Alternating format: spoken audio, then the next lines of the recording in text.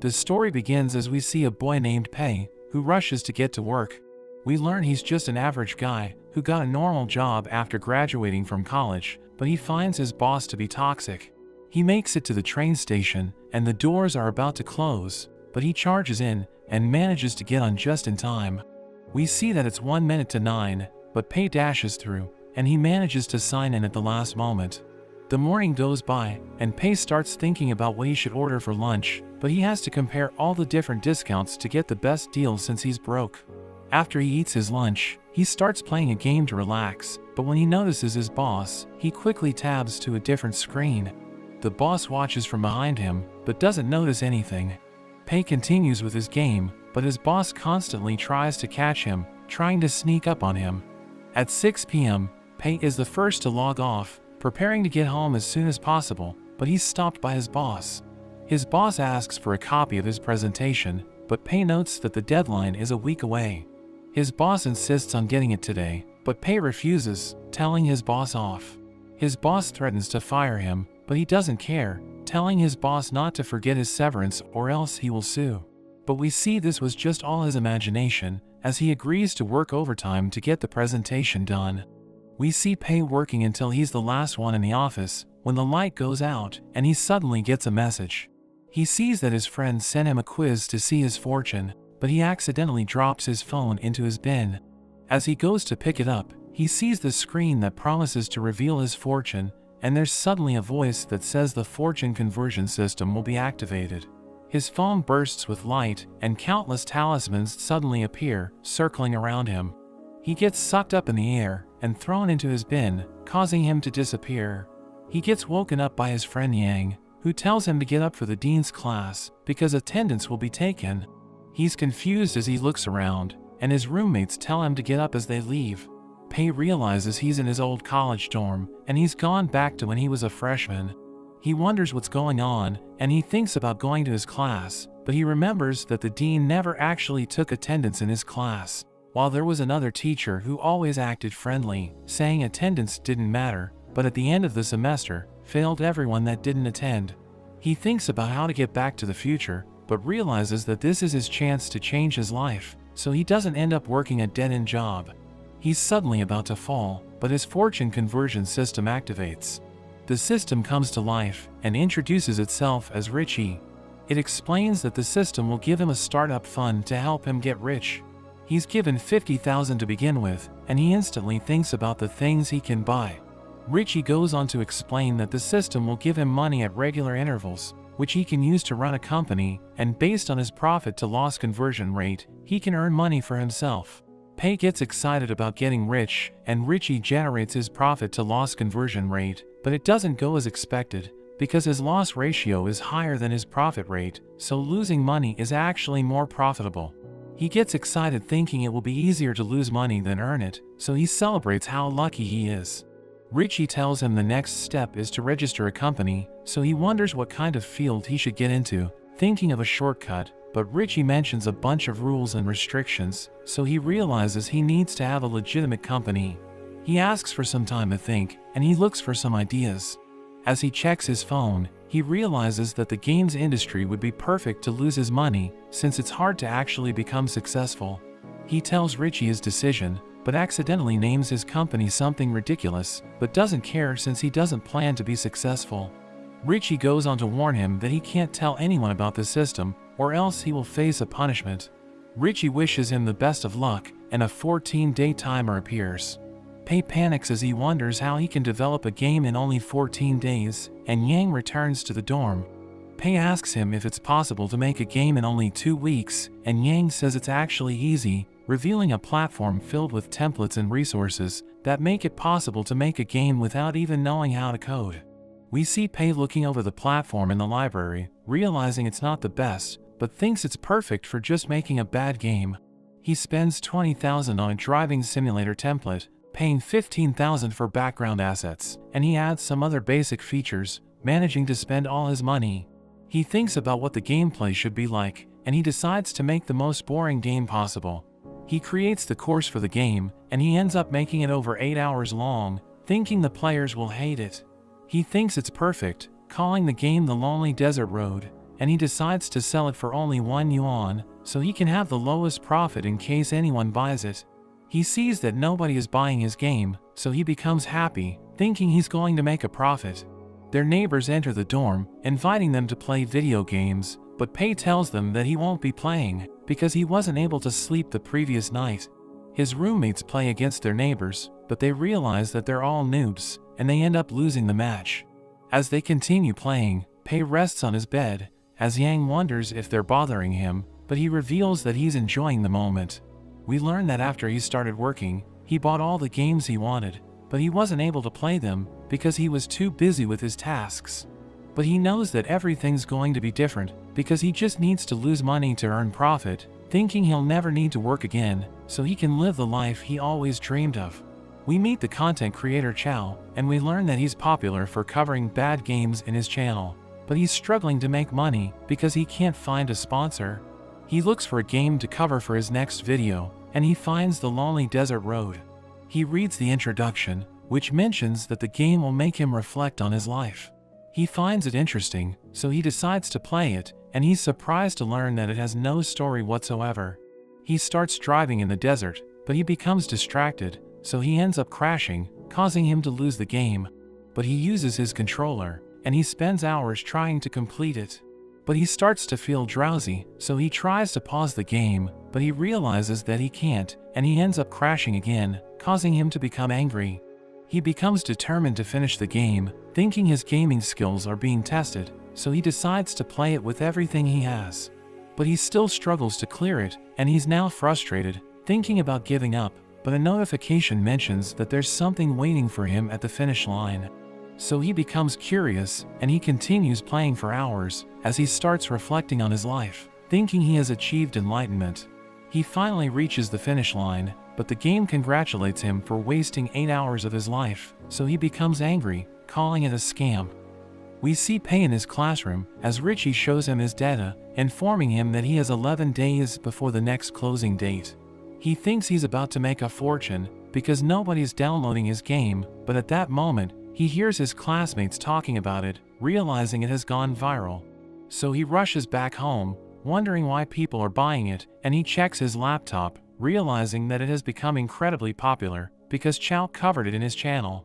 Pei watches his video, as he tells his viewers not to play Lonely Desert Road, calling it the most boring game in history, and he mentions that it congratulated him for wasting his time. But this made people curious, so they started buying the game. Yang invites Pei to play it, saying they should give it a try, but he refuses, and he notes that the situation is bad, because he wants his game to flop. So he changes its description, trying to convince the players to ask for a refund, but they tell him that the procedure is tedious, so they decide to let him keep the money. A few days later, we learn that Yang has been playing the game, but he wonders how it became viral, saying it's terrible, but people can't stop playing it. Pei mentions that it wasn't meant to be played, and he falls into despair, knowing he's going to earn less. We cut to a man named Lee, who is the owner of a large gaming company. His assistant informs him about Lonely Desert Road, saying it's becoming popular, but she mentions that it only costs 1 yuan, saying it isn't worth buying, because they won't make a profit. But he reveals that he doesn't care about money, because his goal is to monopolize the gaming industry, and he fires her for not sharing his vision. Pei searches the internet, wanting to learn how to lose money, but he can't find an answer, because nobody's interested in that topic. The closing date arrives, and he realizes that his game earns 70,000 yuan, but because of the conversion rate, he only receives 700. Richie congratulates him for creating a successful game, but he isn't happy because he wanted to earn more money. Richie tells him that he will have 300,000 yuan for the second round, revealing that he has 30 days until the next closing date. But he wonders how he's supposed to spend the money, because it can only be used to start a business. Pei returns home, and Yang invites him to play, realizing he's in a bad mood. He agrees to this, so Yang informs their roommates that he's going to join them, thinking they can finally get revenge on their neighbors. Pei carries the team, but they still end up losing, because Yang is a terrible player, so everyone blames him for the result. He tells Pei that he should have done a better job, so he becomes upset, calling Yang a burden, but he suddenly comes up with an idea. That evening, Pei thinks about Yang, thinking he's the key to losing all of his money. Pei approaches him as he sleeps, but he sees Pei, so he panics, alerting everyone in the building. The next day, Pei continues to follow Yang, so he becomes upset, asking Pei what he wants. He mentions that he wants Yang, so everyone gets the wrong idea, and he tries to run away, but Pei stops him, saying he needs help developing a game. But Yang is against this, thinking they won't succeed, and he's about to walk away. But Pei reveals that he has already made 300,000 yuan, because he's the creator of Lonely Desert Road. Yang is surprised to hear this, calling him a genius, and Yang agrees to work with him, saying he will find books about the topic. Back in the dorm, we see that Yang bought books about programming, and Pei thinks they're going to fail, because he isn't being practical. Pei reminds him that they don't need to write codes, because they already have the online platform to make the job easier, so Yang wonders what he should do with the books. He tries reading them anyways, but he immediately falls asleep, and Pei is happy to see this, thinking his plan is going to work.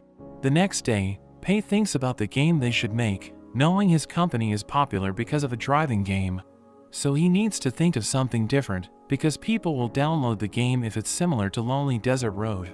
He considers spending all of his funds to create a bigger game and intentionally fail to launch it, but Richie warns him that he will receive a penalty, so he ultimately decides against it. He realizes that mobile players aren't familiar with his company, so he plans to create a mobile game. He knows that card games are popular, but most of them fail, because they try to copy the #1 game called The Three Kingdoms, instead of coming up with a new idea. So he decides to make the worst card game in the world, telling Yang that they're going to hire artists to help them with the design. Yang tells him that there's a cheaper way to do it, but he's determined to lose all of his money, so he tells Yang that he's going to invest everything he has to create the best card game possible. They eat at a restaurant, as Pei tells Yang to rewrite the stories of the characters, but he becomes worried, thinking it's going to ruin the game. But Pei tells him that they must not be afraid to innovate, saying he should let his imagination run wild. He thinks about turning the characters into strange creatures, and Pei calls him a genius. He decides to hire Yang, telling him that he will receive 3,000 yuan per month, and he's overjoyed to hear this. Meanwhile, Li's new assistant tells him that Three Kingdoms is losing players, because it's difficult to obtain rare cards. But he explains that the game won't be addictive if they change this, saying card games are on the decline, so they should just let it be. Li's assistant confirms this, and he mentions that Pei's company is planning to copy Three Kingdoms, saying there's no creativity whatsoever. But Li reveals that he was the one who picked the theme for their game, thinking his assistant is questioning his creativity, so he decides to fire him. We return to Pei, as he laughs at Yang's ideas, thinking their game is going to be ridiculous. He checks his laptop, wanting to hire a rookie artist to create ugly designs, and he finds someone interesting, thinking he's going to help them fail. The next day, Yang suggests turning the characters into girls, but Pei rejects the idea, thinking it could make their game successful. So he explains that he doesn't want the characters to lose their uniqueness, and Yang believes him, as he notes that Yang is an idiot. They ride a boat, as Pei tells Yang that they must prioritize the concept design, so he suggests hiring a great artist, but Pei is against this, because he doesn't want them to succeed. He believes that Pei doesn't want the artist to steal the spotlight, thinking Pei wants him to shine, so he mentions that they should prioritize gameplay over design. He offers to do the drawing, but Pei is against this, because he wants to waste money on a rookie artist. They have a heated argument, but the boat becomes unstable, causing it to capsize, as they realize that their guide is drowning. So they decide to save him, but he tells them to leave, blaming them for what happened. Pei tells Yang about the artist he found, and we see that he draws chibi characters. Pei convinces Yang that hiring him would be a good idea, saying it will create a unique style that will make their game stand out. Yang asks for his contact details, so Pei reveals that his name is Jin, and they decide to have a meeting with him. During the video call, Yang tells Jin about their plan, as Pei explains that they need him to design the 50 characters in the game, saying he can have full artistic freedom, but they don't want him to draw chibis. He wonders why they want to hire him, because he specializes in drawing chibis, so Pei tells him that they see potential in him. He agrees to do it, but he mentions that his price is 2,000 yuan for each character. Yang becomes upset, thinking it's too expensive, but Pei tells him that the price is too low, saying they're willing to pay him 3,500 yuan for his unique art style. He's surprised to hear this, thinking it's more than enough, but Richie warns Pei that unreasonably increasing the price is against the rules. So he tells Jin that it will include the amendment fees, and Jin agrees to this, as Richie withdraws the warning, thinking the price is reasonable. But we learn that he doesn't plan to ask for amendments. He tells Jin that he can do whatever he wants with the art style, because they believe in him, saying he has 2 weeks to complete the task. After the meeting, Yang comments that he doesn't like Jin, because he has a bad attitude, but Pei explains that he could be an introvert. Pei tells Yang to handle the art designs, while he works on the gameplay, saying they will be busy in the coming days. But we learn that he ordered Yang to monitor Jin, because he wants the drawing to be as ugly as possible, thinking they won't work well together. He thinks about making the players hate the game, by making it cost 10 yuan, which is 2 times the price of the 3 kingdoms, and he considers setting up a lifelong membership that gives them unlimited draws, thinking the players will get bored, because he knows that they enjoy grinding to obtain rare cards. He searches for the worst template he can find, and he sees a failed project from another company, which tried to copy the 3 kingdoms. He realizes that it looks horrible, thinking nobody would want to play it, so he decides to buy it. We cut to Jin, as he meets up with his team, telling them about the job, but they think the game is going to suck, because the character descriptions don't make sense. They consider abandoning the project, thinking the job is a scam, but Jin tells them that the client has already paid the deposit. He mentions that they have full artistic freedom, thinking this is their chance to make a name for themselves, so everyone decides to give it their best shot. He suggests sticking to the style he invented, thinking it's going to make the characters shine, but they explain that they aren't familiar with it. So he tells them that he will handle the designs, and they can add the finishing touches, saying they must come up with the best result possible. They start working on the project, giving it everything they have, and they're able to finish it before the deadline. We return to the dorm, as Yang realizes that Jin has already finished the designs, asking Pei if he wants to see it. But he doesn't care, telling Yang to put it into the game if he has no issues with it. He wonders what they should name the project, so Pei tells him that they should call it the Phantom General, and he goes to sleep. The next day, Yang tells Pei that he didn't find any bugs in the game, wondering if they should release it. Pei realizes that it's the launch date, so he tells Yang to upload it, saying they should market it as an ordinary card game. Yang thinks he's trying to use reverse psychology, but he doesn't really care, and he just wants to lose all of his money to make as much profit as possible. We see Yang getting beat up by his roommates, because they lost another game, and they blame him for the result, calling him useless. Pei suddenly arrives, pulling him away, and asks him why the concept design of the game is so detailed. Pei accuses him of stealing the design from others, but he explains that Jin created it, and Pei is surprised to hear this, because he thought that Jin is a terrible artist. Yang is happy with the design, but Pei becomes upset, saying it looks excellent, but Yang wonders why he's complaining, because Jin did a great job. He claims that it's because he's underpaying Jin, but we learn that it's because he wanted Jin to make ugly designs, so that his game would fail. Yang leaves him, wondering what's wrong with him, and he reveals that he regrets hiring Jin, thinking his game is going to become successful because of the brilliant design. But he thinks about the other games that flopped, realizing that they also have beautiful designs, so he thinks his game can still fail. Later that day, Yang tells Pei that 100 users have downloaded the Phantom General, but he realizes that they all left negative reviews. Pei is happy to hear this, thinking the game is going to fail, but Yang thinks that someone hired trolls to attack them. Pei pretends that it's bothering him, but he's grateful to the trolls, and Yang thinks about responding to their reviews.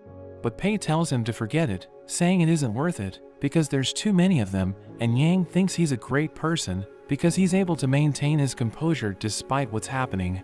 After some time, we see Yang playing the lonely desert road, and he has a conversation with Jin, who wonders if they have issues with the design. He tells Jin that he did an amazing job, and they start talking about the game, as Jin's friends approach him, saying they're lucky to have such a kind-hearted client, because they were paid more than enough. He checks the game, and he sees that it isn't performing well, wondering why they haven't seen ads about it. He realizes that it was made by the same company which created Lonely Desert Road, and his friends are surprised to hear this, because everyone knows about the game. They wonder why the Phantom General didn't go through a testing period, thinking the company doesn't know what it's doing, and Jin decides to play the game. He notes that the gameplay is basic, and he's astonished by his own design, thinking it's making the game stand out. He realizes that special effects were added to his artwork, and he's happy to see this, because he thinks it looks perfect. He's able to obtain rare cards, and he continues to play the game, but he notices something strange. So he decides to call Yang, asking him why there's only one item for sale, and it's an extremely cheap lifelong membership. He wonders if they will be adding more items to the game shop, but Yang reveals that they won't, because Pei wants the players to enjoy the game. Jin is surprised to hear this, thinking the company can't make profit, because the item only costs 30 yuan. But Yang explains that Pei doesn't prioritize making profits, and Jin thinks he's a great person, saying he doesn't want Pei to fail. Yang starts crying, telling him that Pei spent all of his money in the game, so he's already broke, thinking this is the reason why he's been acting strange lately. So Jin wants to help, and he ends the call, but we learn that Yang was just pretending to be sad. Jin meets up with his team, and they're surprised to learn that Pei doesn't prioritize making profits. They think he's amazing, because he's nothing like the other game developers who only think about money, so they decide to help him. We return to Pei, who thinks his game has already failed, so he starts thinking about the 300,000 yuan he's going to receive. But Yang suddenly clings to him, telling him that their game has gone viral. He's surprised to hear this, wondering how the players learned about the game, because he didn't spend money on marketing.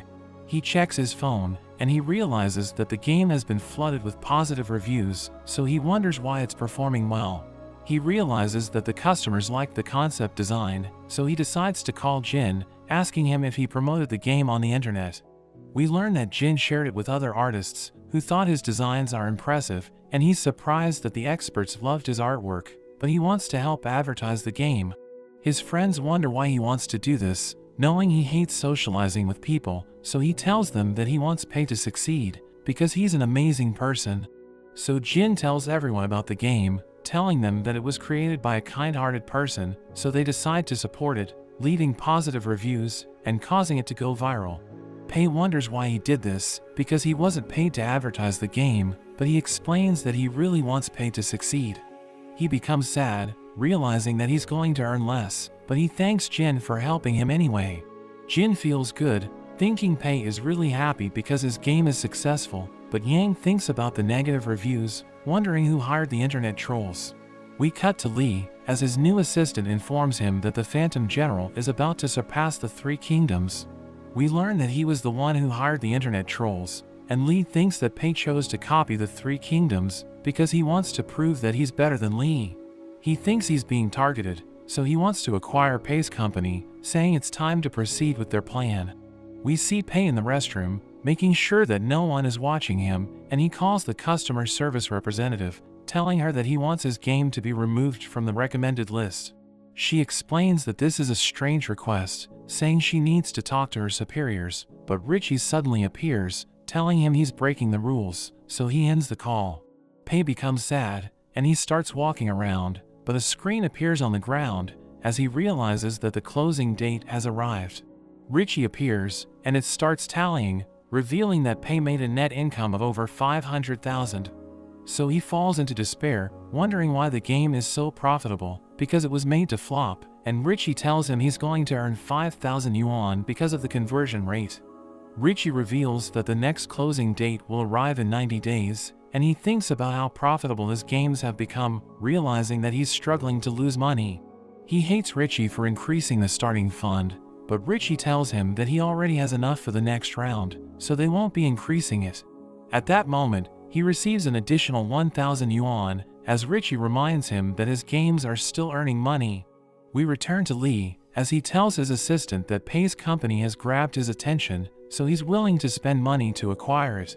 Pei is watching a soccer game, when he suddenly receives a call from Yang, who tells him that Li wants to buy their company. So he becomes overjoyed, thinking about accepting it, but he receives a warning, because he isn't allowed to sell his company, so he's forced to reject the offer. But Yang tells him that Li is offering millions of yuan to buy their company, and he becomes devastated, but he still tells Yang to refuse it. Li offers to invest in their company, but Pei explains that he doesn't need it, because he has more than enough money at his disposal, asking Yang if he can invest in Li's company instead. Li learns about this, so he becomes upset, thinking Pei is trying to humiliate him, and he starts seeing Pei as his rival. We see Pei and Yang eating in a restaurant, as Yang wonders why Pei isn't in the mood, reminding him that his games are profitable. He refuses to talk about it, but we learn that it's because his games have earned 6 million yuan, wondering how he can spend all of it in 3 months. Yang says he's going to pay the bills, and he calls the waitress, as Pei realizes that Yang is richer than him. Yang is surprised to see the bill, thinking it's too expensive, so he asks Pei if he can get reimbursed for the meal, and Pei comes up with an idea. So he tells Yang to wait for him, and he leaves the restaurant. Pei calls Richie, wondering if he can file the meal as a company team building exercise, and Richie tells him that he can, because it doesn't go against the rules. So he becomes happy, wondering if he can also file a claim for his daily expenses, but Richie tells him it's prohibited. He returns to Yang, saying he's going to pay for the meal, and they watch the news, as the reporter announces that a new integrated system has been invented. Yang realizes that the technology is advancing, thinking they should make a more complex game in the future, but Pei thinks they can't do it because they lack the knowledge. But this gives him an idea, saying they should hire more people, and he becomes excited, thinking it will cost him a fortune to pay for them. He admits that he doesn't know how to run a company, so they think it's time to hire an assistant. Moments later, Pei suggests going to a headhunting agency to recruit someone, and Yang hopes that their company can become the leader in the industry. We see a large company called the Fiery Sky Studio, as its producer Joe checks the performance of the employees. He realizes that an employee named Lin is about to be laid off, but he calls his subordinate, saying she should be allowed to stay in the company. At that moment, Lin enters the room, telling him that she wants to resign, so he becomes sad, wondering why she's doing this. She explains that she wants to achieve her dreams, and the company isn't the right place for her, but she thanks him for looking after her. After she leaves, he calls his client, saying he just completed his task, and he assures his client that Lin will stop dreaming of making games. We see Pei and Yang in a headhunting agency, as they meet a man named Lawrence, saying they want to hire someone. But he thinks they aren't worth his time, telling them that his services are expensive.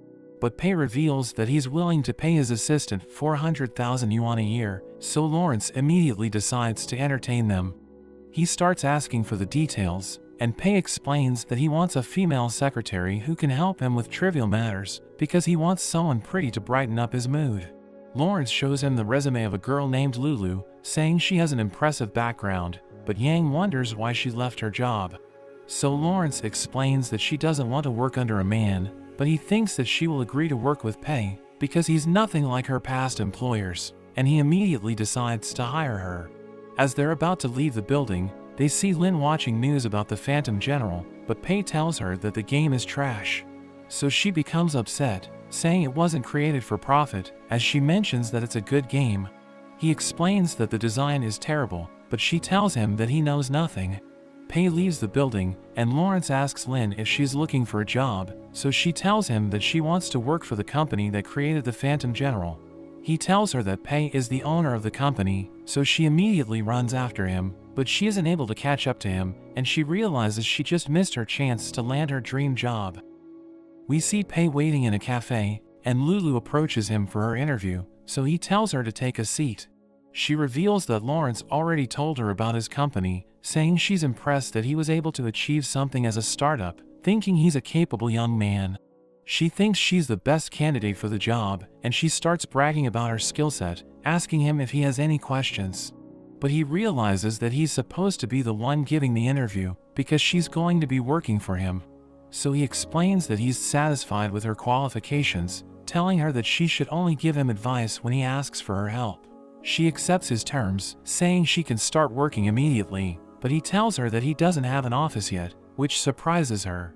So they visit a tower, where they are shown around, and told that they can rent it out. Pei asks Lulu if it's the most expensive office building in the city, and she confirms this, so he tells the man that he wants to rent the entire floor, and the agent is excited about this, calling him a generous person. Lulu reveals that the area is about 3,000 square meters, and the price for renting it is 360,000 yuan per month. but the man explains that he can have it for a cheaper price if he rents the entire floor, saying he won't find a better deal in the city. But he thinks it's too cheap, and the agent is surprised. But Pei tells him that life isn't easy, so he shouldn't lower his price to satisfy his customers. We learn that Pei is thinking about the Phantom General because it's still selling like hotcakes, so he wants to get rid of as much of his profits. The man is overjoyed to hear this, and Pei tells him to draft the contract as he thinks about how much he has spent for the first month, thinking his move is brilliant. Moments later, Lulu tells Pei that the rental procedure has been completed, so they need to purchase the office supplies. She shows him the list of items they need to buy, but he tells her that they need to promote a good working environment for the team, saying the items are too cheap. She asks him about their budget, so he tells her that he's willing to spend 2 million yuan, but Richie warns him that he's going against the rules, so he lowers it to 800,000 instead. Lulu thinks it's more than enough, and he tells her to buy the best office supplies she can find, saying they need to give their employees the best experience possible. But she asks him about his office, so he tells her to spare no cost, and she decides to rent a unit for him, giving him the keycard to access it. He realizes that this is a great idea, because he won't be able to return to his dorm if he works overtime, and Richie thinks this is reasonable, so he starts relaxing in his unit.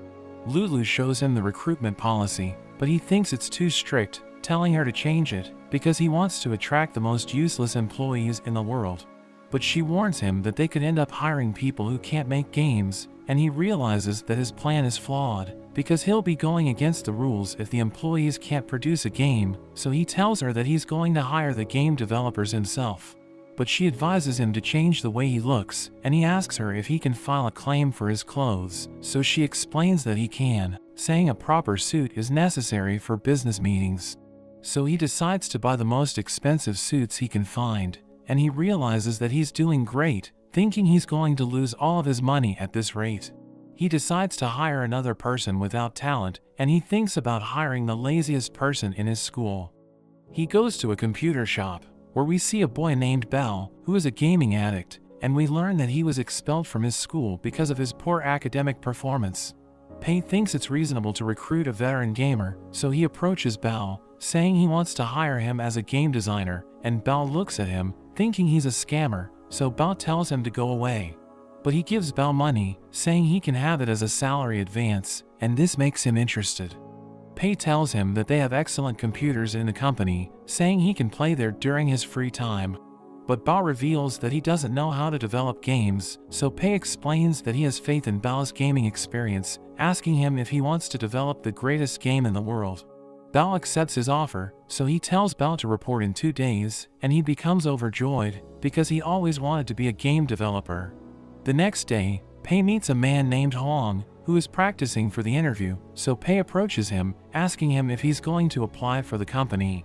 Pei pretends that he's also an applicant, asking Huang why he's late for the interview, so he reveals that he's currently employed, and he thought about applying during his lunch break because he isn't happy with his job. The elevator opens, and he meets his superior named Lu, who thinks he isn't going to make it because Pei's company has strict requirements. He enters the elevator with Pei, and they start talking about Lu, so Bao reveals that he's the lead game designer, thinking his background is impressive, so Bao thinks he isn't going to get the job. But as they reach the office, the employees greet Pei, causing Bao to become surprised, and he starts interviewing Bao, revealing that he's the CEO of the company. He tells Bao that he's the person they're looking for, asking him about his expected salary, so he explains that he isn't getting paid much, saying 2,000 yuan per month should be enough. But Pei reminds him that the cost of living is expensive, explaining that 2,000 yuan isn't enough to cover his expenses. So Pei offers to pay him double that amount, and he's overjoyed to hear this, saying he will sacrifice everything for the company. Later that day, Lulu approaches him, telling him that a girl wants to see him, and we see that it's Len, as she asks him if his goal is to make money. But he denies this, so she thinks he's perfect, thinking he's doing this for passion, and he asks Lulu about her, so she reveals that she was a terrible employee at her last company, but this makes him decide to hire her. Back in the dorm, Pei's roommates wonder where he is, because they haven't seen him for days. They ask Yang if he's going to return, and Yang tells them he's working, so he must have rented a place outside. We see Huang working in Pei's company, but he wonders why they aren't doing anything productive because they're getting paid to play video games. Everyone starts questioning Pei's goals, so Lin explains that he wants them to keep playing so that they can identify the problems in video games. Huang realizes that Bao has reached the max level in the games they're playing, and he thinks this is what Pei wants them to do. But Lin thinks he wants them to feel guilty so that they will work harder when the next task arrives. Everyone wonders where Pei is because he never shows up in the office, and we see him sitting on his couch, realizing that it will be difficult to control his employees. He's worried that his next game isn't going to flop, but he sees an action movie, and he comes up with an idea. The bell rings, and everyone's ordered to go home, but they wonder why they aren't doing anything for the company.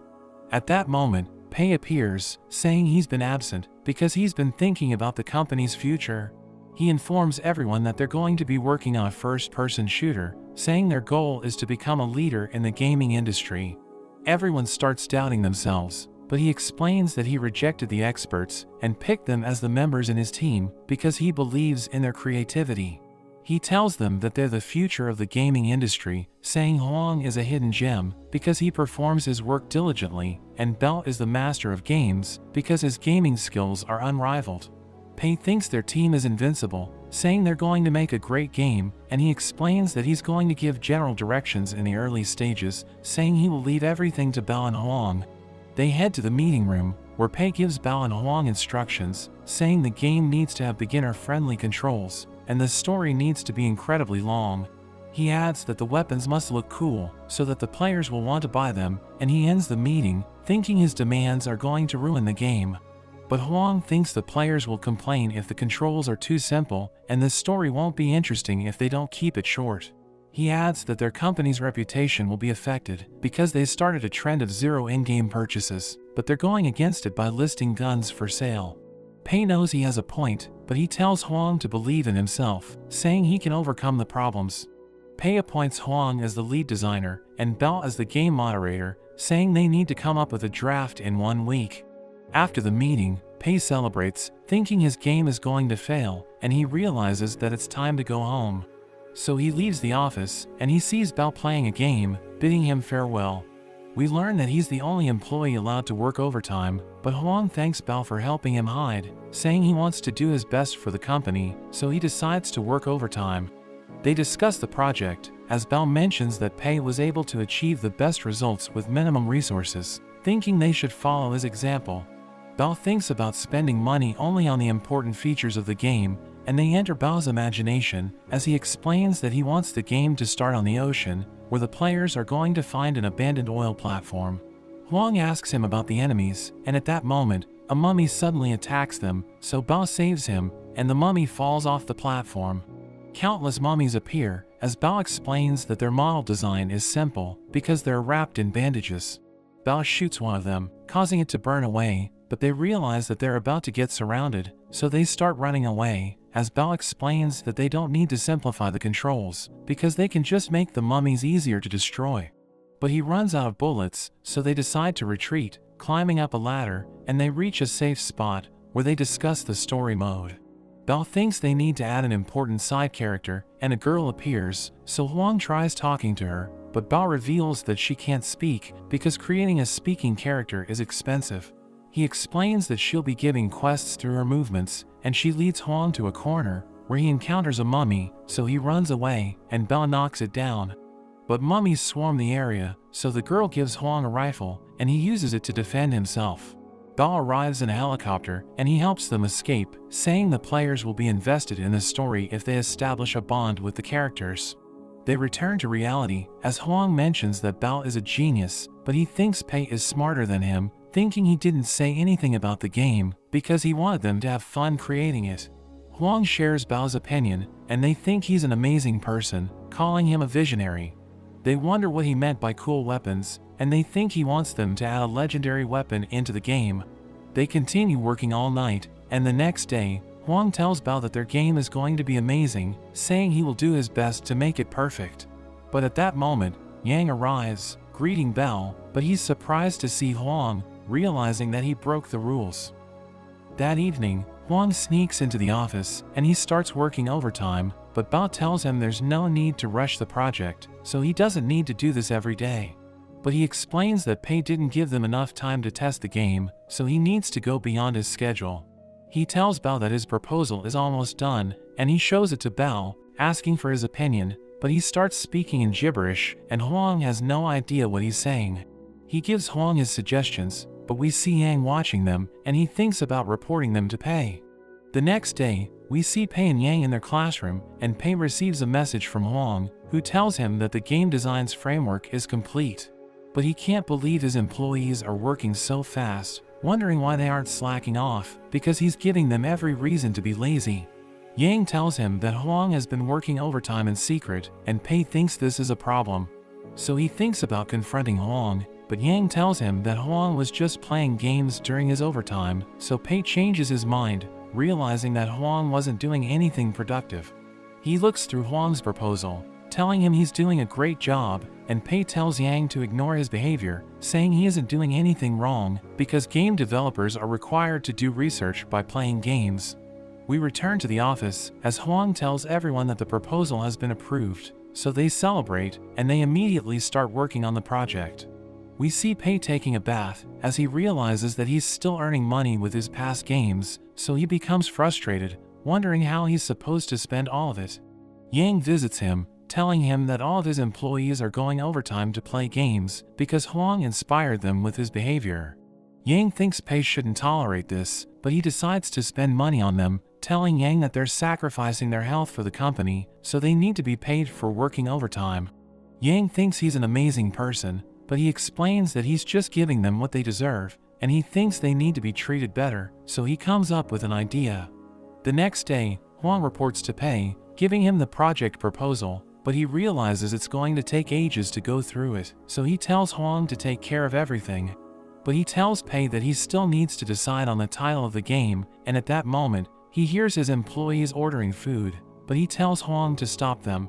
We see that Pei has prepared food for everyone, and Yang explains that Pei is going to provide them with free meals while they're working. Lulu reveals that the company's gym is still under renovation, but they have already hired professional trainers, so everyone feels excited. Huang approaches Lin, telling her he doesn't understand Pei because his kindness is unreal. But she believes he's doing this to boost their efficiency, and Huang thinks they should repay his kindness by working harder. They suddenly receive notifications, and they can't believe they have been paid for working overtime.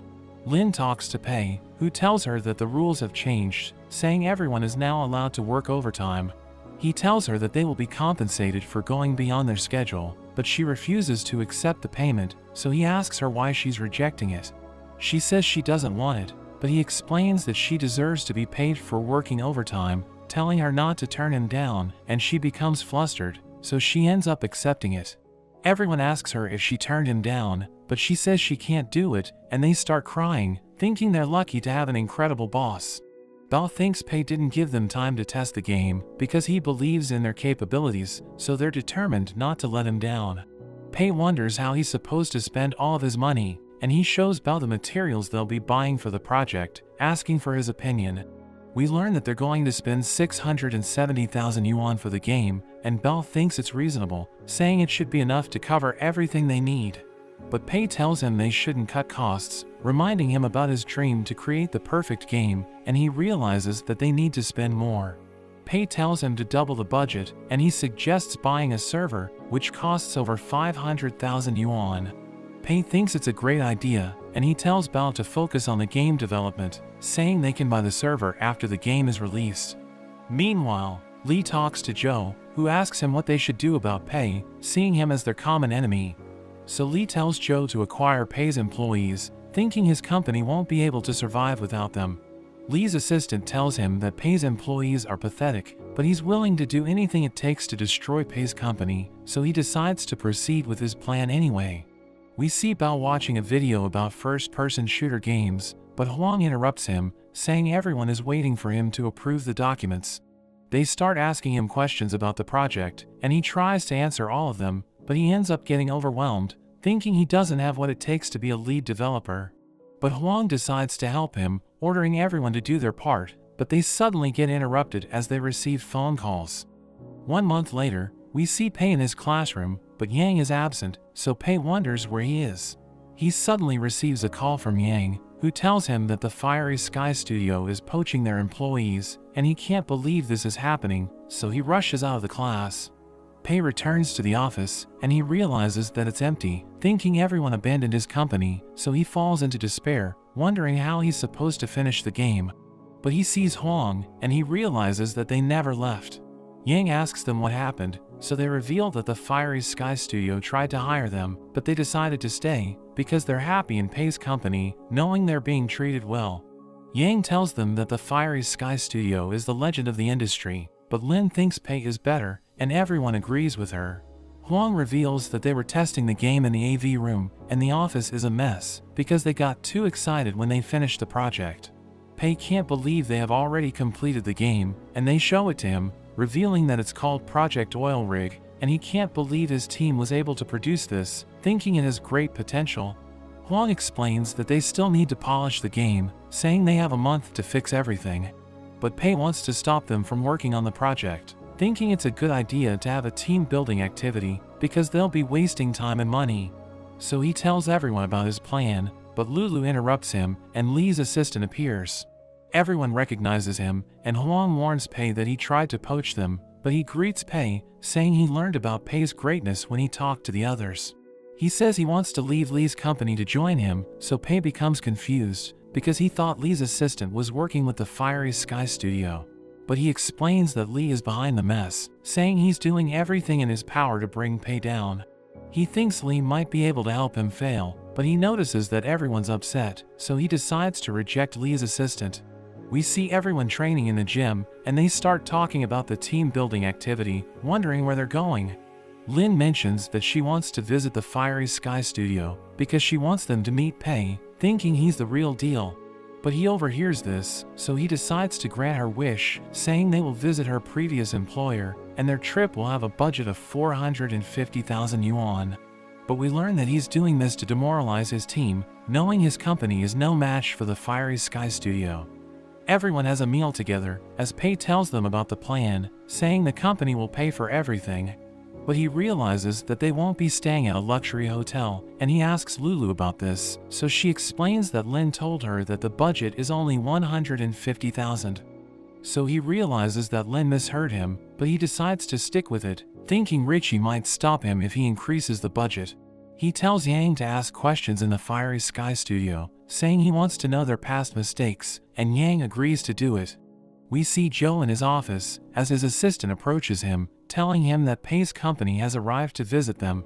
He doesn't want to meet Pei, thinking he's a fool, but his assistant disagrees, reminding Joe that he was able to create successful games, so Joe tells her to let him in. She allows Pei's group to enter, showing them around the company, and they're amazed by the facilities, as Pei realizes that it would cost millions of yuan to build it. Pei meets Joe, and they greet each other, but Joe notes that Pei is wearing an expensive suit, realizing that he looks capable. So Joe starts seeing him as a threat, but all he can think about is wasting money, thinking he should invite Joe to eat at an expensive restaurant. Joe offers to show him around, because the company is so big that he might get lost, and Joe starts boasting about their facilities, telling Pei that he can learn from them. He offers to give Pei a limited edition doll, and he checks his collection, but Pei's team arrives, and they start insulting the studio, thinking Pei's company is better. But they realize Joe is listening to them, and he sees Lin, realizing she has decided to join Pei. He calls his employees, and they have a meeting together, as Yang asks Joe if he's giving his workers overtime pay, because they're going beyond their schedule. But he denies this, and they aren't happy to hear this, as Yang realizes that he isn't treating them well. His assistant introduces them to Pei's team, and she starts bragging about the games produced by their studio, saying Lin was a bad employee, so she never deserved to be in their company. But Pei explains that she's now working as his director, and he orders her to tell everyone about their company. So she explains that Pei isn't like the other game developers, saying Lonely Desert Road went viral because it was able to do something other games weren't able to accomplish. She explains that it was able to change people's lives while they were playing, but Joe notes that she isn't making sense, and Pei totally agrees with him. She adds that the Phantom General is successful because of Pei's foresight, saying he challenged the industry's taboo by making the purchasable items extremely cheap. Joe admits that she has a point, and she calls Pei a genius, before returning to her seat. Joe delivers his speech, saying all their games are classics, so there's no need to talk about them, and he shows everyone the new game they're developing, called Bullet Mark. His assistant stops him, saying they shouldn't tell Pei's team about it, but he insists, thinking they're nothing compared to their studio. He tells everyone about the game, and Pei wants his team to listen, so that they will get demoralized. We learn that Bullet Mark is a first-person shooter, and Joe reveals that they're going to make the weapons look as realistic as possible. He knows that the players want to grind to improve their skills, so he has decided to make the game free to play, but mentions that the drop rate is so low that the players will want to buy the items in the shop. Huang realizes that Bullet Mark is a brilliant project, thinking Project Oil Rig is nothing compared to it, so he falls into despair, and Joe knows that he has just demonstrated his company's superiority, so he starts looking down on Pei's team. But Huang wonders why Pei looks so confident, thinking he must have a plan, but we learn that he's actually rooting for Bullet Mark, hoping it's going to crush his game. Pei's team returns to the office, where Lulu reveals that Pei is allowing them to go on vacation leave. Huang explains that he learned something during their team building activity, saying Bullet Mark is going to be launching on the same date as their game. He knows that Project Oil Rig's quality is nothing compared to Bullet Mark, and they don't want Joe to succeed, knowing he isn't treating his employees well. Huang implores everyone not to go on vacation, because he wants to improve the quality of their game, and they believe Pei arranged the team building activity so that they will be aware of their competition. They love their company, and they want Pei to succeed, so they decide to do their best to surpass Bullet Mark. We see Joe calling Lee, who is angry because Joe told Pei's team about Bullet Mark, so he explains that he did it to crush their morale, thinking they aren't a threat. But Lee tells him not to underestimate Pei, because he's more dangerous than he looks, so Joe promises to deal with him. We return to the office, where everyone works on improving the game. Bao gives suggestions on how to enhance the gameplay, but one of his co-workers tells him that Project Oil Rig is already better than most games. So Lin explains that they shouldn't follow the trend, because Pei is a trailblazer in the gaming industry. Lulu receives a call from Pei, who explains that he'll be busy for the entire week, and she promises to take care of everything while he's gone. Lin thinks he's busy promoting the game, and Huang reveals that they're done with the project, so they need to test it again. Bao decides to do it, and he has a pleasant experience, thinking the game is perfect.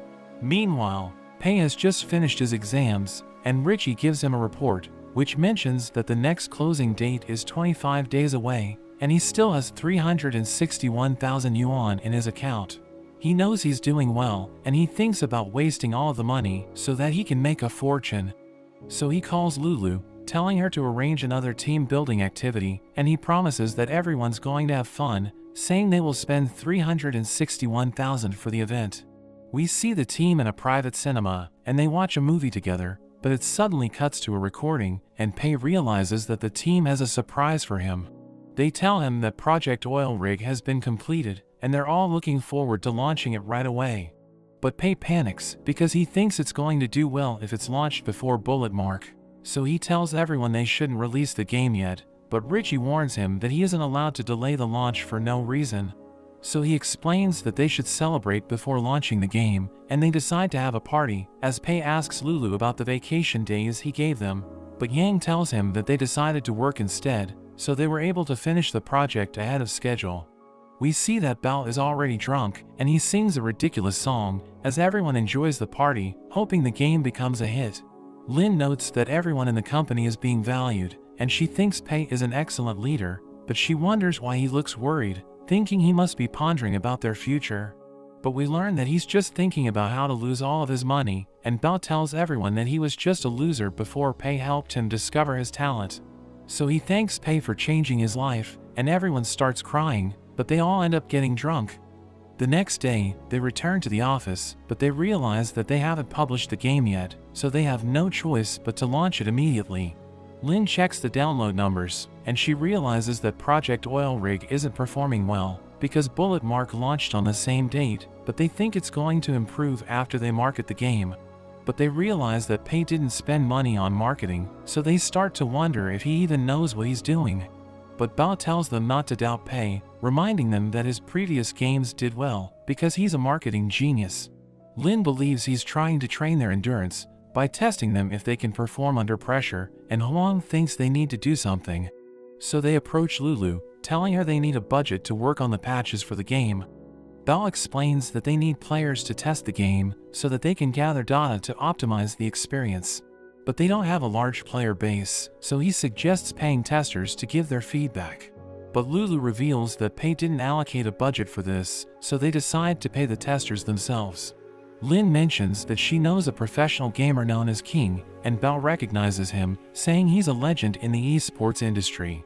She reveals that she sent him the link to their game, hoping he can help them promote it after he plays it. We see King as he's about to download Project Oil Rig, thinking it must be a terrible game, and he can't believe the legendary weapon costs 888 yuan, saying it's too expensive, but he decides to try the game anyway. He enters the game, wondering what he's supposed to do, because he wasn't given an introduction. He looks around, thinking the graphics are bad, and he sees a girl, who tells him she needs his help to escape, but a mummy suddenly attacks her, so he takes a weapon, and uses it to shoot the mummy. He realizes that he needs to protect her to complete the stage, and he sees more monsters approaching, but she gives him an assault rifle. So he uses it to shoot them down, as he notes that the controls are smooth, thinking beginners won't struggle to learn the game. He follows the girl, who tells him she's too hungry to move, so he gives her a candy, and she starts entering the passcode to open a door. But a swarm of mummies appear, and he tries to take them down, but he runs out of ammo, so he decides to retreat with the girl. But a mummy catches up to them, and it easily overpowers him. It starts eating him, but the girl takes it out, using her power to heal him. The mummy gets back up, but he's able to take it down, and we see King at Pei's company, as Lin reveals that he begged her to bring him to their office.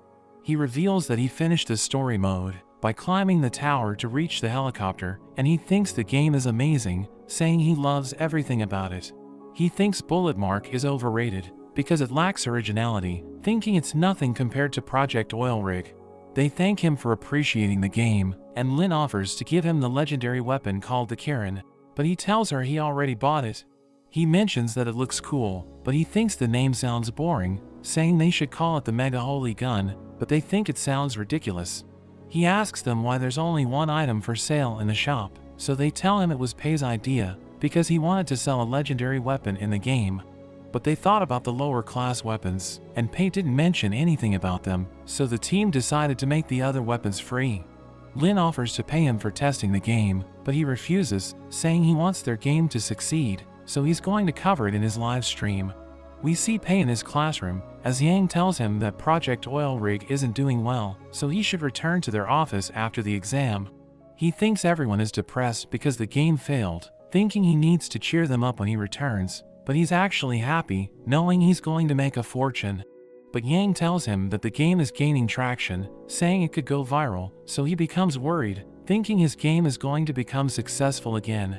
Pei returns to the office, and he notes that everyone appears to be on the edge, thinking Yang must have lied to him, but they suddenly surround him, telling him that the game has gone viral, and they congratulate him as they start celebrating their success. He returns to his office, and he wonders why the game didn't fail, thinking his employees must have advertised it in secret. Huang gives him an analysis, explaining that it contains the factors that contributed to the game's success. So he reads it, realizing that King promoted the game because he loved everything about it, saying the controls are beginner-friendly, and it even has a great story mode. But Pei thinks this doesn't make sense, because he came up with those concepts, thinking the players are going to hate it, so he realizes that he's the reason why his game didn't fail. Pei's team thinks he's brilliant, because he decided the game's direction from the beginning, and his ideas made the game stand out. Pei walks past them, and he appears to be depressed, but they think he's cool, because he can stay calm and collected despite everything that's happening. We see Pei on a terrace, and we learn that he went through the comments of the players, realizing that they all loved his game. He reveals that he made 400,000 from the Kirin alone, and he knows that his game is still gaining traction, so he could end up making millions before the next closing date.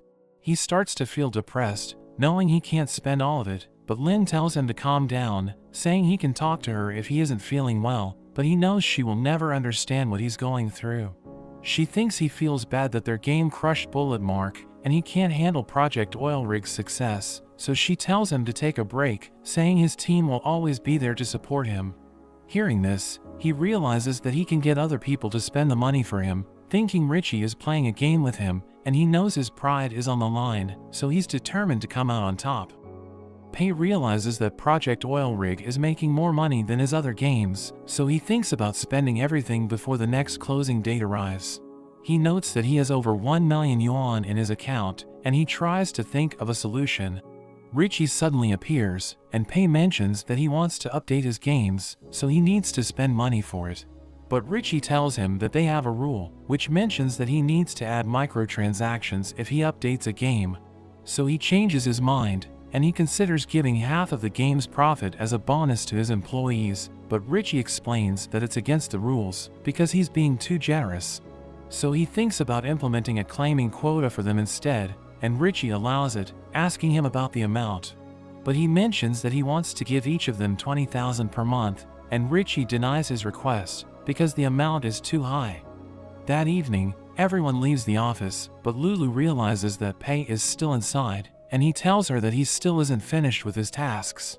She offers to help him, saying she doesn't mind working overtime, so he asks her if she knows how to make excuses, because he wants to carry out his personal demands under the company's name. She thinks he's about to do something illegal, but he explains that he just wants to use the company's profit to give the employees benefits. So she decides to help him, and he explains that he wanted to share the company's profit with his employees, but someone set a limit for him. He asks for her advice, so she suggests sharing 50% of the profit as a project bonus, saying it sounds reasonable. He asks her if he can implement a special claiming system, so she tells him there's a solution, saying it's reasonable to give 3,500 yuan per month for each employee. But he explains that he wants to give them more, so she suggests giving each of them a 1,000 yuan shopping card, and he realizes she's brilliant, thinking she's the best member of his team. The next day, Lulu gives him a budget report, and he goes through it, thinking he's finally able to outsmart the system. Richie examines it, saying it doesn't go against the rules, but he mentions that being thrifty is a virtue. Pei goes out with his team, and he tells them that they can each claim up to 3,500 yuan, saying he'll even give them gift cards, so they can buy anything they want. They start shopping, as Pei notes that he has 2 hours left before the closing time, so they need to spend money fast. He points them to the flagship store of the Manhwa company, and they decide to check it out, realizing that it's filled with interesting gadgets. Huang considers buying a laptop, but he mentions that the company's computer is better, so he thinks he doesn't need it. But Pei tells him that it offers him convenience, because he can use it to work anywhere he wants. Pei approaches an employee named Ming, who is checking out a gaming phone, but he thinks it's too expensive, saying his phone is still in good condition. So Pei reminds him that the company will pay for it, telling him he's going to need it when they develop mobile games. Bao looks at gaming equipment, and he mentions that he has already spent all of his money, so Pei tells him he's doing great. Pei approaches Lin, asking her what she wants to buy, but Yang runs past him, and Pei asks him why he's only taking phone cases. So he explains that he wants to keep changing his phone's appearance, thinking it will make him look cool, but Pei reprimands him, telling him to spend more money. He takes all of the phone cases in the store, and he gives it to Yang, telling him to buy all of it, as Lin observes them, thinking Pei is a great person, because he's giving his employees special benefits.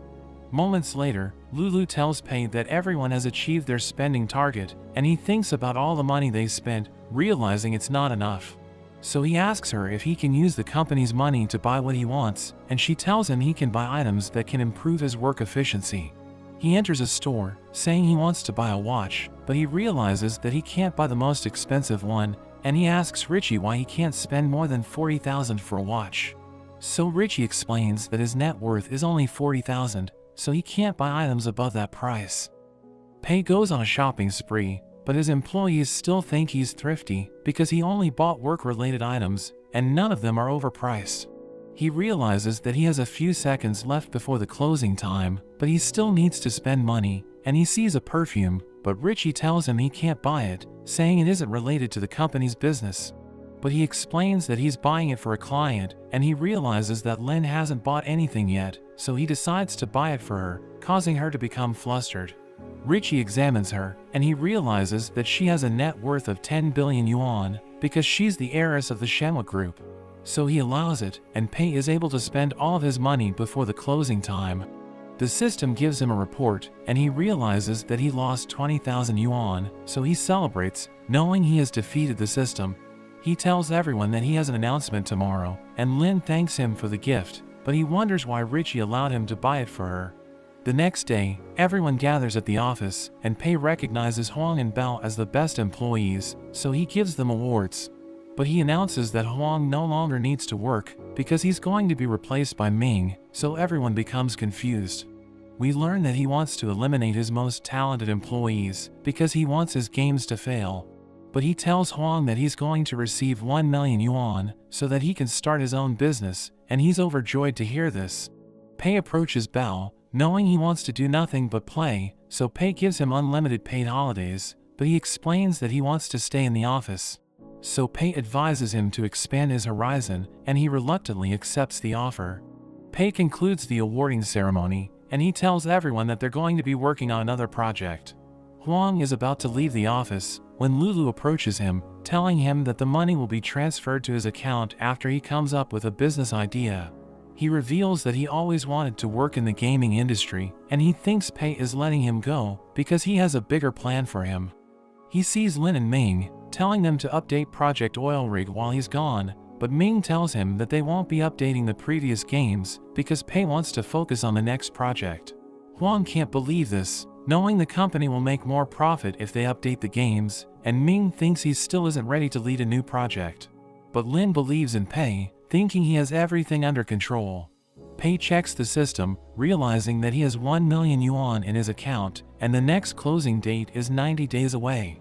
He plans to take it easy, thinking 90 days is more than enough to create a bad game. But he thinks about controlling the pace, because he doesn't want his employees to complete the game early, thinking they might update the previous games if they get the chance. He recalls that he needs to add microtransactions if the games are updated, and he doesn't want this to happen, knowing it's going to make the games profitable again. He thinks about how to ruin his next project, thinking he made a mistake by trusting his best employees, so he decides not to give Ming a chance to develop the game freely.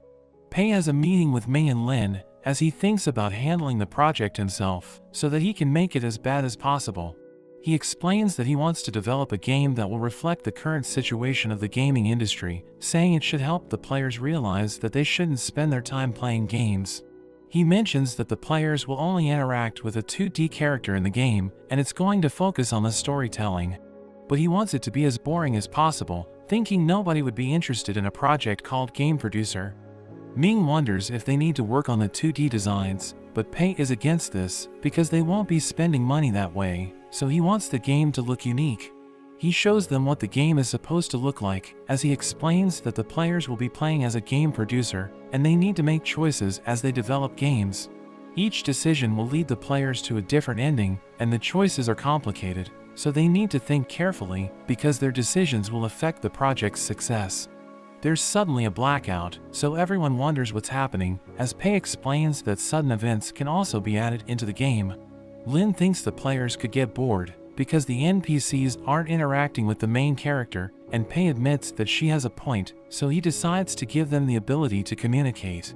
He explains that they will add narrations to the game, and we see them gossiping about the main character. Ming finds the idea interesting, and Pei plans to humiliate the player with the narration, thinking it will make the game controversial. Pei and Yang prepare for the winter break, and Yang asks Pei if he can stay in his unit. Pei grants his request, but asks him why he isn't going home for the vacation, so he explains that everyone's still working in the company, so he wants to do his part. But Pei tells him that he should enjoy his winter break because he's still a student. We cut to Ming, as he tries to record the voices for the game, but he's doing a terrible job, and the technician reveals that it's been 3 hours, but they still haven't made progress. Ming starts to lose hope, thinking he's useless, but Lin tells him that Pei believes in him. She shows him Pei's script, saying the game will be ruined if the player follows the narration, because it will lead them to choose an option that prioritizes profit. So she thinks it isn't meant to be taken seriously, thinking Pei wants to expose the greedy people in the gaming industry. So Ming is determined to do his best to make the game successful, and they start making progress. But the technician interrupts them, asking them what will happen if the player doesn't follow the narration. So they tell him that it will lead the player to a bad ending, saying the gaming industry is cruel, but their company is successful because of pay. After the recording, Lin and Ming walk home, as Lin mentions that joining Pei's company has changed her life. Ming asks her about the Fiery Sky Studio, and she recalls that Joe ordered his employees to copy other games, thinking he's nothing compared to Pei. She wants the public to learn about the industry's bad practices, so she's looking forward to their game's release. After the holidays, Bao returns to Pei, who realizes that Bao is in terrible shape, so Pei wonders what happened to him because he thought Bao was enjoying his vacation. He begs Pei to let him work again, saying he feels empty because he can't pursue his passion. So Pei allows him to work for the company again, and as he touches the mouse, he immediately starts to feel better. Ming asks him to help with the new project, but he recalls that Pei ordered him to let Ming handle it, so he tells Ming that he won't interfere. That evening, Huang visits the office, and he starts drinking with Bao. He explains that he can't think of a good business idea, and he misses working for the company. He wonders if Pei has decided to update Project Oil Rig, and Bao denies this, but he mentions that he has discovered glitches while playing it, and they decide to fix the game together. The next day, everyone hears rumors about game updates, and they realize that the Phantom General has been optimized. So the players are excited, saying they want to support the game by paying for new items, and the team can't believe that thousands of people share this idea. Pei returns to the office, and Lin tells him what's happening, but he tells her to ignore the players, saying the team won't update the Phantom General. But she tells him it's slowly being optimized, so he orders her to look for the people behind this. After some time, we see Jin entering the office, and Lulu recognizes him, knowing he's an artist. He shows her a flash drive, telling her to give it to Yang, because it contains the new characters for Phantom General. She wonders if Pei asked for it, but he tells her it's free, and he's about to leave, but she thinks he's the one who optimized the game, so she stops him, telling him to give it to Pei. She leads him to Pei's office, but he explains that he isn't good with people, and he's about to leave, but she opens the door, telling Pei that Jin is looking for him. He tells Jin that he doesn't plan to update the Phantom General, but Jin tells him that his company has made a name for itself, so the players have high expectations for him. He realizes that he needs to change his strategy because his company has a good reputation, so people will buy his games even if he doesn't advertise them. He thinks he needs to make everyone hate his company, and he tells Jin to forget about the Phantom General because he needs Jin to help him with the next project. Moments later, Ming shows Pei the game they're working on, and Pei likes it, calling Ming a genius. He mentions that they will publish the game on April Fool's Day, and he gives Ming a marketing plan, telling him to give it to Lin, but he becomes confused because he thought Pei hated marketing. Lin goes through it, and she wonders why Pei is spending a ridiculous amount just to hire Chow, thinking the script is terrible. She recalls that Chow covered the lonely desert road, and Ming finds this strange because Pei has never hired an influencer to cover his games without playing it. We see Chow as he continues to create content, but we learn that his channel isn't doing well, and he's running out of games to cover. He suddenly receives a message from Lin, who reveals that she has an offer for him, and he becomes excited, thinking about charging $1,500 for his services. But he thinks his price is too expensive. She gives him a call, and she tells him that their company needs his help to promote the game they're working on, saying they're willing to pay him 10,000 yuan. He can't believe this is happening, asking her about the task, but she gives him a script, telling him to recommend the game to everyone. He doesn't seem to like the job, because he's famous for roasting games, and he's about to decline, but she raises the price to 20,000. So he asks her if he can play the game first, but she tells him that they will only give him 10 seconds of footage from the game, and that's all he's going to be working with. He knows that his reputation will be ruined if he accepts the job, so he tells her to find someone else. But she explains that they're willing to pay him 50,000, and this absolutely blows his mind, so he decides to accept the job anyway. He checks the footage from the game, thinking it's trash, so he immediately regrets his decision, but he receives 50,000 yuan from Pei's company. He recognizes it as the company behind Lonely Desert Road, thinking Pei hired him to get revenge because he roasted the game in the past. He knows he's going to lose his integrity after he finishes the job, but he knows he needs money, so he decides to swallow his pride. Lin returns to the office, and she sees Huang and Bao working overtime, realizing they're optimizing the previous games, but Bao asks her not to tell Pei, and she promises not to say anything. She reveals that the new game will be published tomorrow, thinking it's going to perform well, but she's afraid that the players might find it boring. So Bao explains that it's natural for game developers to feel this way, because they already know how the story is going to end. He thinks the players will enjoy the game, but he isn't sure if it's going to make profit, because it's ahead of its time, so the game could end up flopping, but he admires Pei for taking such a huge risk. On April Fool's Day, Chao releases an ad for the game producer, and he praises it, saying it's an amazing game. He tells everyone to buy it, and the video ends with Pei calling the players idiots. The team doesn't like it, but Pei thinks it's brilliant, and Lulu reveals that the people aren't happy with the ad. They know that the company paid Chao to create it, thinking they ruined his reputation, so they're planning to boycott the game, but Pei notes that everything is going according to his plan. Yang mentions that only a few players downloaded the game producer because everyone hates their company, and Ming blames himself, thinking he has failed Pei. Huang appears with an editor named Hoon, and he explains that she will interview everyone, thinking this is their chance to save the company's reputation.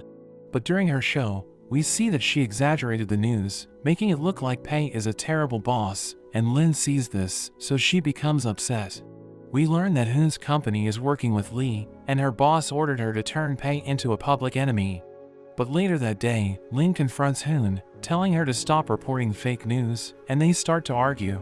But Hoon's boss appears, and he reprimands her, telling her to stop making things up, because he doesn't want to offend the Shenhua group. So Lin calms down, telling him to deal with it, and she walks away, as he explains that Lee is nothing compared to her, because she's the heiress of the Shenhua group. We see Hoon interviewing Pei, and she asks him why he accepted the interview, so he tells her it's all because of Lin, since she was begging him to do it. But Hoon thinks they're in a relationship, thinking they make a great couple, and she begins the recording, but Pei tells her that he only has time for one more question. She asks him why he makes games, so he tells her the truth, saying he's trying to ruin his games to lose money, but he knows that nobody will believe him. We see Chao thinking about the public's reaction, knowing everyone hates him because they think he's a coward, so he realizes he messed up because he ruined his reputation. He wants to see how bad the game producer is, so he decides to buy it, realizing it costs 28 yuan, and he starts the game, planning to tell everyone how bad it is. The narrator tells him about his goal to reach the top, but he must first start with a computer, and he thinks the story is great because he can relate with the main character. Chao chooses to develop an MMORPG, but an NPC tells him he's going to fail, and he recalls the moment he decided to start a channel, but everyone doubted him. He becomes addicted to the game, but he ends up getting the bad ending because he followed the instructions, and the NPCs call him an idiot, saying he shouldn't be too greedy. He decides to try again, and he tries to do things differently, but an NPC mocks him, telling him he has lost all of his money, so he still ends up failing. He realizes that he has a lot in common with the main character, because people also doubted him as a content creator, but he never gave up, and his videos eventually gained traction. It looks like Chao has finally achieved the good ending, but an NPC tells him that hard work won't guarantee his success, and he ends up failing for no reason. He thinks about how his channel isn't performing well, and he starts crying, thinking he was wrong about Pei, because the game is a masterpiece. We return to Pei, as he watches the news, realizing that Hoon described him as a legend, and she starts praising his company, as she reveals that his employees are happy to have him as their boss. She mentions that he makes excellent games regardless of the cost, and Ming tells him that the game has gone viral because Chao covered it in his channel. Pei watches the video, as Chao mentions that he put up a performance with Pei's company on April Fool's Day, but the people didn't like it. He explains that everyone has been copying short videos to attract attention, and he mentions that he created the ad to expose what's wrong with shorts. He calls the game producer a masterpiece because it resonates with the player's soul and exposes what's wrong with the gaming industry. But he explains that the players hate it because of the ad, saying it was never meant to be taken seriously. Chao encourages everyone to play the game, saying he was able to relate with the main character on a personal level because there are countless similarities between them. He explains that all artists feel loneliness because it's easy to be misunderstood when they voice their opinions, and he suddenly starts crying as he mentions that Pei never cared about the profit and he created the game to wake everyone up. Pei becomes upset, realizing that Chao ruined his plan, but the team celebrates, knowing the game is successful. Pei falls into despair, thinking he's fighting against the world alone and he needs someone to help him fail. He suddenly receives a call from Lee, and he immediately realizes that Lee hates him, so he thinks he has finally found an ally. Lee accuses him of buying the media, and he believes Pei is taunting him, so he tells Pei that he won't go easy on him. Pei thinks Lee might be able to help him, but the system suddenly interrupts him as Richie appears, telling him that he has a special mission.